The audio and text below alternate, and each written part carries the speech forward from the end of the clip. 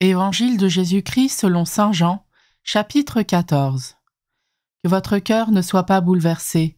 Vous croyez en Dieu, croyez aussi en moi. Dans la maison de mon Père, il y a de nombreuses demeures. Sinon vous aurais-je dit, je pars vous préparer une place.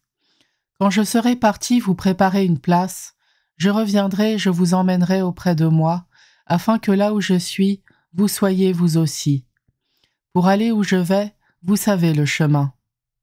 Thomas lui dit, « Seigneur, nous ne savons pas où tu vas. Comment pourrions-nous savoir le chemin ?» Jésus lui répond, « Moi, je suis le chemin, la vérité et la vie. Personne ne va vers le Père sans passer par moi. Puisque vous me connaissez, vous connaîtrez aussi mon Père. Dès maintenant, vous le connaissez et vous l'avez vu. » Philippe lui dit, « Seigneur, montre-nous le Père, cela nous suffit. » Jésus lui répond, « Il y a si longtemps que je suis avec vous et tu ne me connais pas, Philippe. Celui qui m'a vu a vu le Père. Comment peux-tu dire, montre-nous le Père? Tu ne crois donc pas que je suis dans le Père et que le Père est en moi? Les paroles que je vous dis, je ne les dis pas de moi-même. Le Père qui demeure en moi fait ses propres œuvres. Croyez-moi, je suis dans le Père et le Père est en moi. Si vous ne me croyez pas, croyez du moins à cause des œuvres elles-mêmes.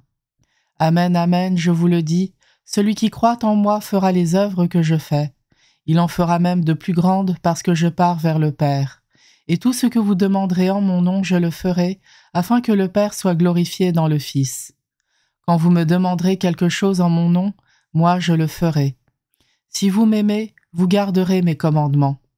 Moi je prierai le Père, et il vous donnera un autre défenseur qui sera pour toujours avec vous, l'Esprit de vérité, lui que le monde ne peut recevoir car il ne le voit pas et ne le connaît pas. Vous, vous le connaissez, car il demeure auprès de vous et il sera en vous. Je ne vous laisserai pas orphelin, je reviens vers vous. D'ici peu de temps, le monde ne me verra plus, mais vous, vous me verrez vivant et vous vivrez aussi. En ce jour-là, vous reconnaîtrez que je suis en mon Père, que vous êtes en moi et moi en vous. Celui qui reçoit mes commandements et les garde, c'est celui-là qui m'aime, et celui qui m'aime sera aimé de mon Père, moi aussi je l'aimerai, et je me manifesterai à lui. » Jude, non pas Judas l'Iscariote, lui demanda, « Seigneur, que se passe-t-il? Est-ce à nous que tu vas te manifester, non pas au monde ?» Jésus lui répondit, « Si quelqu'un m'aime, il gardera ma parole. Mon Père l'aimera, nous viendrons vers lui, et chez lui nous nous ferons une demeure. Celui qui ne m'aime pas ne garde pas mes paroles.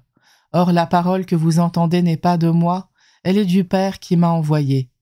Je vous parle ainsi tant que je demeure avec vous, mais le Défenseur, l'Esprit Saint que le Père enverra en mon nom, lui vous enseignera tout, et il vous fera souvenir de tout ce que je vous ai dit. Je vous laisse la paix, je vous donne ma paix, ce n'est pas à la manière du monde que je vous la donne. Que votre cœur ne soit pas bouleversé ni effrayé. Vous avez entendu ce que je vous ai dit, je m'en vais, je reviens vers vous. Si vous m'aimiez, vous seriez dans la joie puisque je pars vers le Père, car le Père est plus grand que moi. Je vous ai dit ces choses maintenant avant qu'elles n'arrivent, ainsi lorsqu'elles arriveront vous croirez. Désormais, je ne parlerai plus beaucoup avec vous, car il vient le Prince du monde. Certes, sur moi il n'a aucune prise, mais il faut que le monde sache que j'aime le Père et que je fais comme le Père me l'a commandé.